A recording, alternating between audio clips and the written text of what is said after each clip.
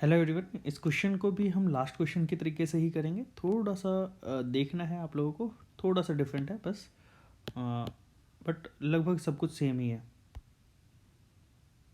ठीक है, अब यहाँ देखिए देखिए हमने इस साइड वाले को एक मास मान लिया, एक अलग से मास मान लिया। दिस इज इक्वल टू इस साइड फोर्स लगेगा 20 न्यूटन, 2 kg का है, 2g that is equal to 20 Newton.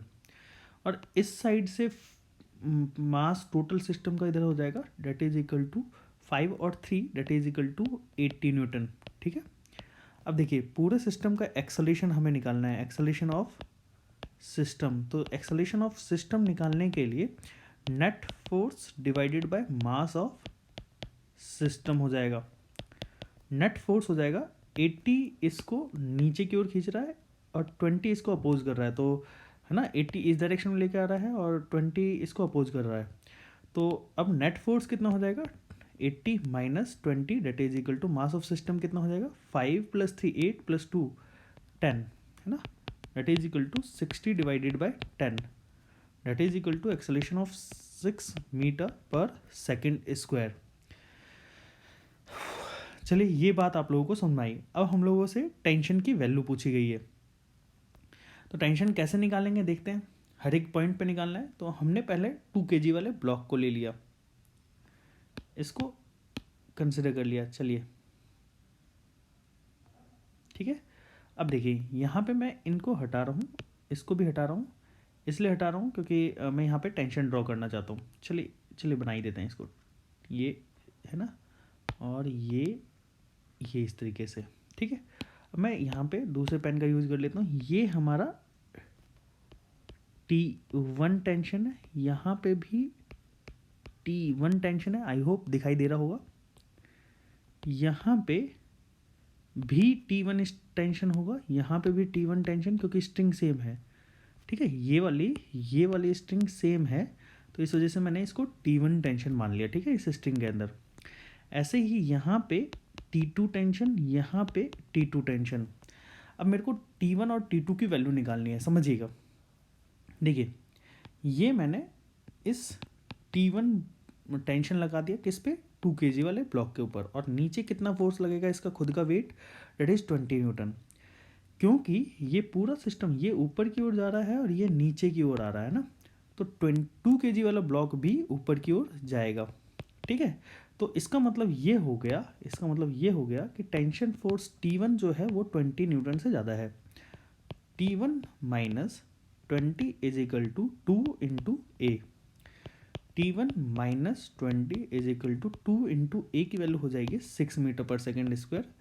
T1 minus 20 is equal to 12, तो T1 की वैल्यू हो जाएगी 32 न्यूटन।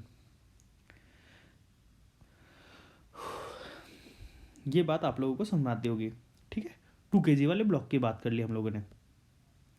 ऐसे ही हम लोग 3 kg वाले ब्लॉक की बात कर सकते हैं। तो 3 kg वाले ब्लॉक की बात करते हैं। देखिए ये हमारे पास है 3 kg वाला ब्लॉक, और इस 3 kg वाले ब्लॉक के ऊपर मैंने यहाँ टेंशन लगाया T1 और नीचे लगाया T2। अच्छा, इसका खुद का वेट भी होगा बेटा, इसका खुद का वेट कितना होगा, नीचे की ओर 30 न्यूटन। अच्छा, ये किधर एक्सेलरेट कर रहा है, नीचे की ओर एक्सेलरेट कर रहा है। आप देखिए ये वाला सिस्टम जो है नीचे आ रहा है, ये वाला सिस्टम ऊपर जा रहा है, तो ये 3 kg वाला ब्लॉक नीचे आ रहा है। तो इसके लिए हम लोग क्या लिखेंगे, T2 + 30 minus T1 is equal to 3 into a. T1 की वैल्यू मैंने यहाँ से उठा के पुट कर दी, T2 + 30 माइनस 32 डेट is equal to 3 into a की वैल्यू 6 मीटर पर second square, 18। T2 minus 2, T2 की वैल्यू 20 न्यूटन। आई होप आप लोगों को ये पॉइंट समझ में आया होगा। और आप लोगों से यही पूछा गया है, T1 और T2 ही पूछा गया है। बट अगर आप लोगों से एक चीज़ और पूछी गई होती कि इस सीलिंग के ऊपर कितना रिएक्शन फोर्स लग रहा है, मतलब कि इस वाले के अंदर, इस वाली स्ट्रिंग के अंदर टेंशन कितना लग रहा होता है, तो इस वाली स्ट्रिंग के अंदर कैसे टेंशन निकालेंगे। देखिए ये हमारे पास पुली है, और इस पुली के इस साइड T1 टेंशन लग रहा है, और दूसरी साइड भी T1 टेंशन लग रहा है। यहाँ पे T' मैंने माना, और क्योंकि ये वाली पुली कहीं जा नहीं रही, तो इस वजह से मैं ये लिख सकता हूँ कि T' जो है वो T1 और T1 को बैलेंस कर रहा होगा, दोनों T1 को बैलेंस कर रहा होगा, तो मतलब कि T' की वैल्यू 2T1 के बराबर होगी। तो जो रिएक्शन फोर्स लगेगा सीलिंग के ऊपर, मैं यहाँ पे सीलिंग भी बना देता हूँ, दिस इज द